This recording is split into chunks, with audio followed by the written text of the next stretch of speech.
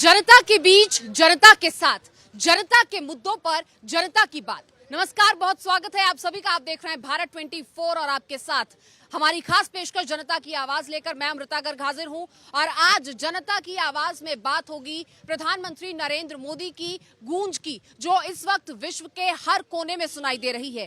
क्या ऑस्ट्रेलिया, क्या Papua New Guinea, क्या फिजी, हर जगह प्रधानमंत्री नरेंद्र मोदी की जय जयकार है। आज ऑस्ट्रेलिया में एरेना स्टेडियम में प्रधानमंत्री नरेंद्र मोदी की गूंज इस तरीके से सुनाई दी कि हर जगह वो लोगों ने सुना भी, उससे सराहा भी। प्रधानमंत्री नरेंद्र मोदी जहां जाते हैं, कभी उनका पैर छूकर आशीर्वाद लिया जाता है। खुद आपको बता दें, पापुआ न्यू गिनी के प्रधानमंत्री आते हैं और पैर छूकर प्रधानमंत्री नरेंद्र मोदी का आशीर्वाद लेते हैं। वो वहां पर अपनी परंपराओं के विपरीत जाकर यहाँ तमाम सैन्य जो युद्धाभ्यास है, उन तमाम चीजों की चर्चा भी वहां पर होती है, लेकिन परंपराओं के विरुद्ध जाकर प्रधानमंत्री नरेंद्र मोदी का स्वागत किया जाता है, राजकीय सम्मान उन्हें दिया जाता है। और उसके बाद आज ऑस्ट्रेलिया में हम सबने देखा, जब प्रधानमंत्री का स्वागत करने के लिए आसमान में वेलकम मोदी लिख दिया गया, तो ये और नहीं तो क्या है, विश्व स्तर पर विश्व गुरु की भूमिका में लगातार भारत को विस्थापित कर रहे हैं प्रधानमंत्री नरेंद्र मोदी। भारत में तो विकास कार्य लगातार जारी ही हैं, और जिस तरह की इमेज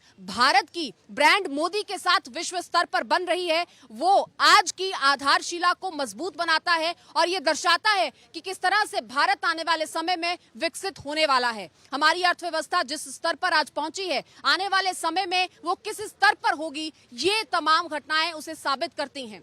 आज आप भारत में तो प्रधानमंत्री नरेंद्र मोदी के प्रति लोगों का दीवानापन देखते ही हैं, लेकिन जब आप विदेश की बात करते हैं, वहां पर भी जब नरेंद्र मोदी जाते हैं, किस तरह से भारत का डंका वहां बजता है। प्रधानमंत्री की, नरेंद्र मोदी की लोकप्रियता किस तरह से वहां पर है, लोग किस तरह से सैकड़ों हजारों की तादाद में वहां पर स्टेडियम्स में खचाखच भर जाते हैं सिर्फ एक झलक पाने के लिए प्रधानमंत्री नरेंद्र मोदी की, ये हम सब देख रहे हैं। आज ऑस्ट्रेलिया में देखा, 2 दिन पहले हमने जापान में देखा, पापुआ न्यू गिनी में देखा, और आगे यूएस भी तैयार है मेजबानी के लिए।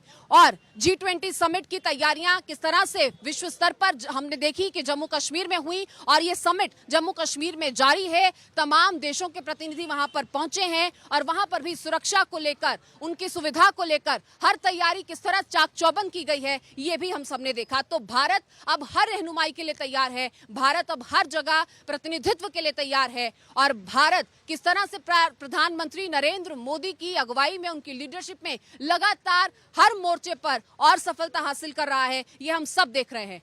तो आपने हर वो तस्वीर भी देखी, हर वो बात भी सुनी, और हर वो जानकारी भी आप तक पहुंची जो जरूरी है। एक देश का नागरिक होने के नाते जब हमारे नेता किसी और मुल्क में जाते हैं, तो किस तरह का मान सम्मान उन्हें दिया जाता है, ये देखकर हम भी गर्व महसूस करते हैं। और आज जनता के बीच हैं, जनता से बात करने के लिए, जनता की आवाज को आप तक पहुंचाने के लिए कि आखिर किस तरीके से वो लोग महसूस करते हैं जब उनके नेता, उनके प्रधानमंत्री विदेशों में जाकर इस तरह का परचम लहराते हैं। तो आइए जानते हैं आप सर, कैसे देखते हैं इसे प्रधानमंत्री नरेंद्र मोदी, जिस तरह से उनका स्वागत हो रहा है, जिस तरह एक ग्लोबल लीडर की इमेज में प्रधानमंत्री नरेंद्र मोदी आज हैं, उस तरह से विश्व के हर देश में उनका किस तरह से स्वागत हो रहा है। हर नेता किस तरह से प्रधानमंत्री नरेंद्र मोदी से संवाद चाहता है, बातचीत चाहता है।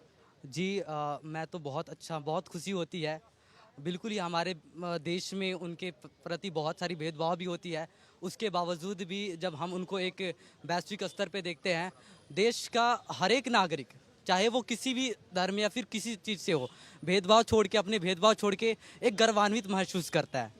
सबसे पहले मैं अपना पर्सनली बताऊं तो मेरे को पर्सनली बहुत खुशी होती है, क्योंकि जो हम सपना देखते हैं और बेसिकली जो इनका मतलब बीजेपी का जो मोटिव होता है, और जो जिस चीज़ के लिए आए, जैसे अखंड भारत के लिए आए, तो कहीं ना कहीं हमें अखंड भारत का सपना जो है साकार होते दिखता है। क्योंकि हर जगह, जैसे कि एशियन जो साउथर्न एशिया का जो कंट्रीज है, कोरिया है और वियतनाम वगैरह है, वहाँ पे मोदी जी गए और वहाँ पे उन लोगों को प्रोत्साहित किया। इवन जैसे इंडोनेशिया में गए, वहाँ पे जैसे जाके, और मोदी जी, इवन हमारे जो पूर्व प्रधानमंत्री विजय अटल बिहारी वाजपेयी, उन्होंने वहाँ पे जाके भाषण दिया, वहाँ पे एज अ डेलीगेट गए। और इवन देखिए, अब जैसे कि पाकिस्तान से हमारा रिलेशन कैसा था, you know very well, but अब क्या है, वहाँ के विदेश मंत्री है, वो बात करने के उस पे आना कि हम बात करना चाहते हैं। इवन आप अफगानिस्तान का विदेश नीति देख लीजिए, जहाँ हर देश का नागरिक, हर देश से वो अपना कटु संबंध रखते हैं। इवन अमेरिका को भी उन्होंने मना कर दिया। बस बट भारत में क्या हुआ, भारत के लोगों को उन्होंने क्या बोला कि भारत के लोगों को आप रहने दीजिए। तालिबानियों ने बोला ये आप देख लीजिएगा, इवन आपके एक अखबार का भी ये एक आर्टिकल था कि उन्होंने बोला कि आप भारतीयों को जो रहना चाहते हैं उनको रखिए, सुरक्षा हम देंगे। This the quotation of Afghanistani even Taliban. देखिए, पाकिस्तान और भारत का आप जिक्र करें, ये वो दो मुल्क जो एक साथ आजाद हुए, और उन सालों को अगर देखें तो इस साल में भारत आज कहां पहुंचा है और पाकिस्तान की स्थिति आज क्या है, ये भी हम सब देख रहे हैं। बहरहाल, प्रधानमंत्री नरेंद्र मोदी के इन विजिट्स को आप कैसे देखते हैं? विश्व स्तर पर जिस तरह की इमेज बन रही है, जय जयकार हो रही है, इसको कैसे देखते हैं?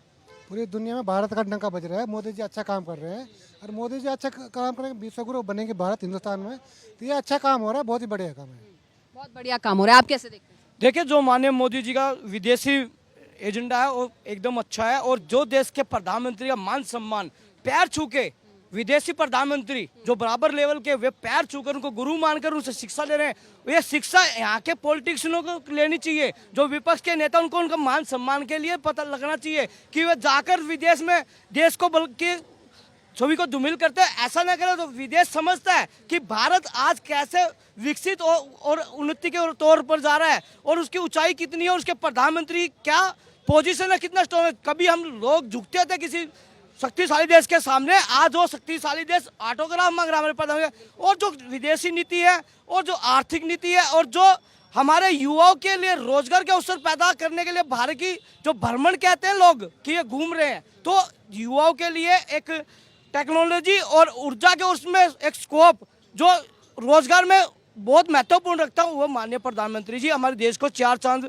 लगाने के लिए काम कर रहे हैं। और जो आज ऑस्ट्रेलिया में जैसे भव्य स्वागत हुआ है, और मिनी इंडिया बनाने की बात करें, यहाँ पर कुछ लोग क्या क्या बोलते हैं, वो विपक्षी सोच ठीक कीजिए, और इस देश के युवाओं को बलगलाना, भड़काना और मजहब पे धर्मनिरपेक्ष पर बांटना बंद कर दीजिए। ये देश चार मजहब, छत्तीस बिरादरी से, तो और विदेश ने भी मान लिया है कि यहाँ भारत से ही उन्नति होगी, भारत से ही हमें कुछ अवसर पर प्रदान होते हैं। बिल्कुल, देखिए, भारत जो है वो विश्व गुरु की भूमिका में लगातार उभर रहा है, और जिस तरह से ऑटोग्राफ का इन्होंने जिक्र किया, तो आपको बता दूं कि जो बाइडेन ने जर्मनी में इस चीज का जिक्र किया कि आपकी जो पॉपुलैरिटी है वो यूएस में इतनी है कि मन करता है कि मैं भी आपका ऑटोग्राफ लूं। तो इस तरह की बातें जो है वो विश्व स्तर के नेता जो है वो कर रहे हैं, और जिस तरह से इन्होंने जिक्र किया कि भारत मदद करता है, प्रधानमंत्री ने इस चीज का भी जिक्र जर्मनी में किया कि हम इन तमाम आइलैंड्स को छोटे आइलैंड्स नहीं बल्कि एक बड़ा देश मानते हैं। तो जब आप सम्मान देते हैं तो सम्मान आपको मिलता है, और वही सम्मान भारत को, प्रधानमंत्री नरेंद्र मोदी को मिल रहा है। एक युवा के तौर पर आप क्या सोचते हैं?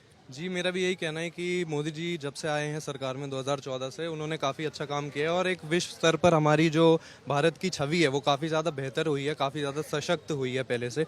तो ये तो कहना ठीक रहेगा कि मोदी जी ने जो काम किया है वो काफ़ी अच्छा किया है। अगर हम कहें कि भारत की इमेज जो 2014 से पहले थी और देशों के नज़रिए में, वो आज के बदले काफ़ी ज़्यादा अच्छी हो गई है, बेहतर हो गई है। आज बड़े बड़े देश जैसे यूएसए है, जैसे कनाडा है, जर्मनी है, यूरोप के देश है, वो हमारी तरफ देख रहे हैं। यहाँ जैसे चाइना की तरफ देखा करते थे, चाइना एक बहुत बड़ा देश है, वहाँ काफ़ी ज़्यादा मैन्युफैक्चरिंग होता है, काफ़ी सारी चीज़ें होती हैं।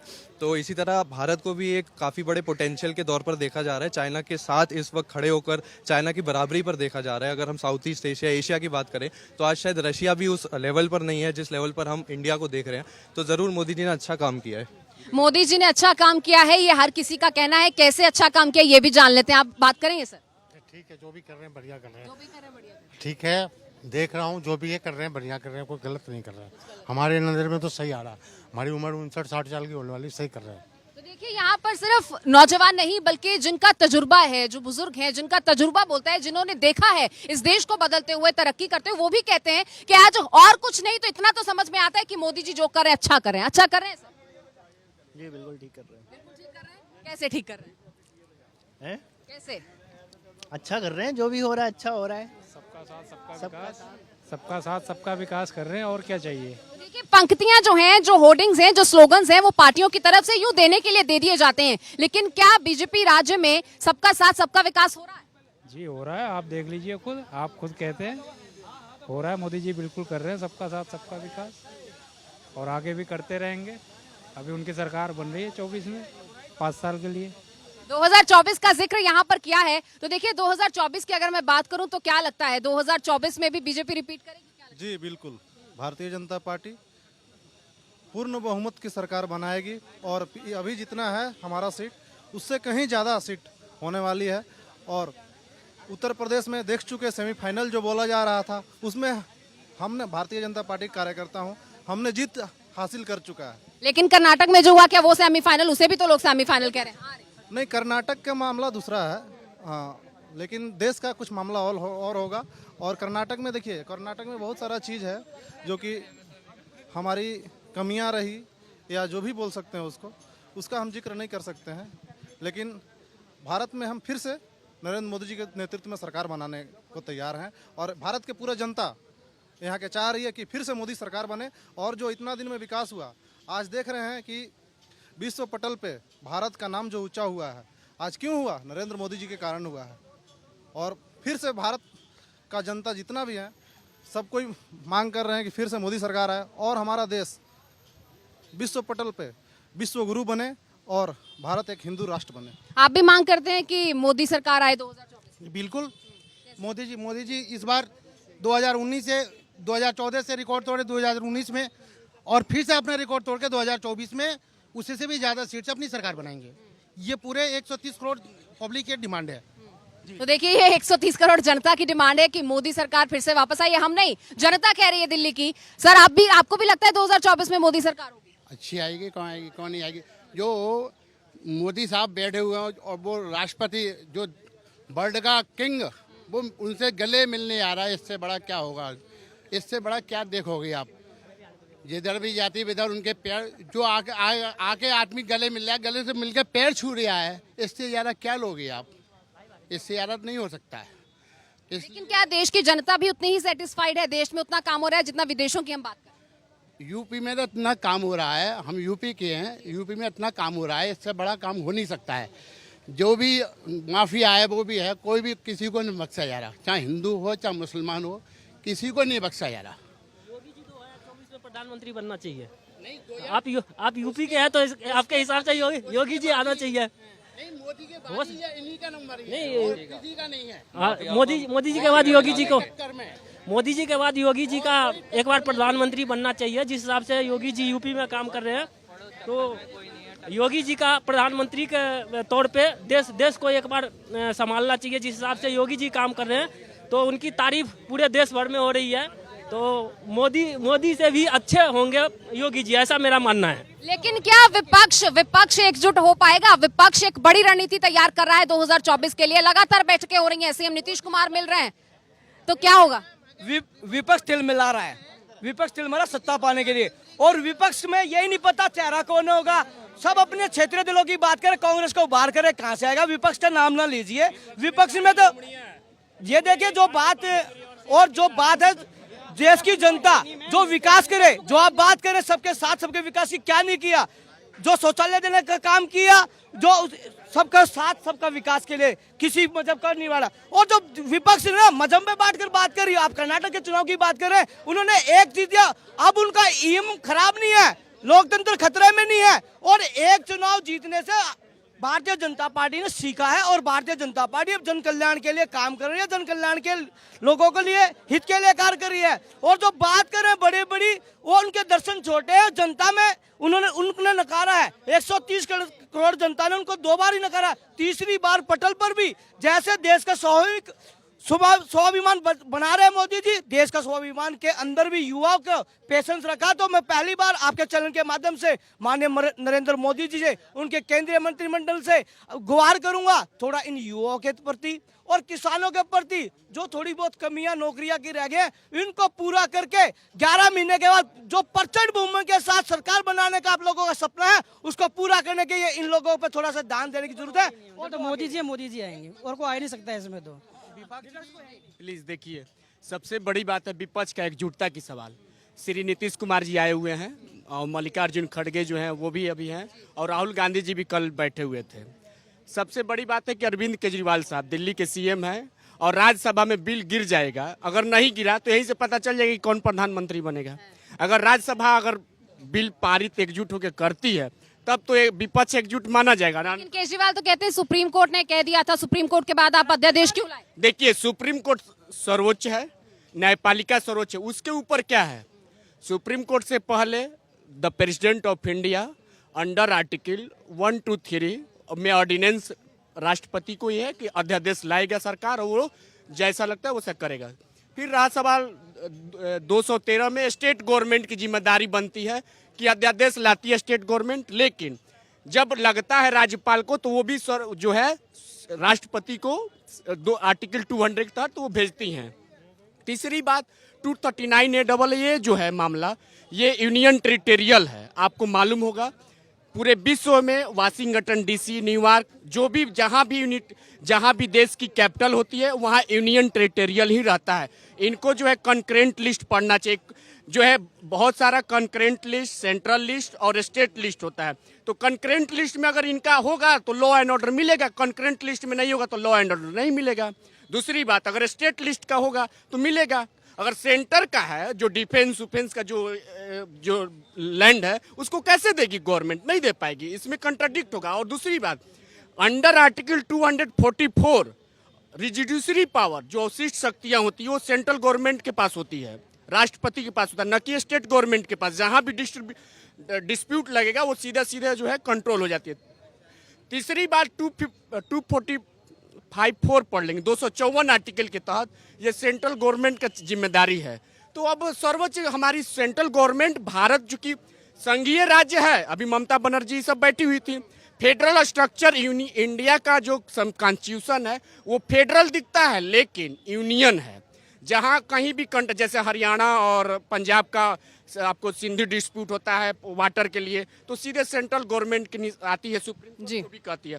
तो इसमें सबसे बड़ी बात है कि सुप्रीम कोर्ट, सर्वोच्च न्यायालय और साथ ही साथ सबसे बड़ी बात है कि पार्लियामेंट सर्वोपरि है इंडिया में।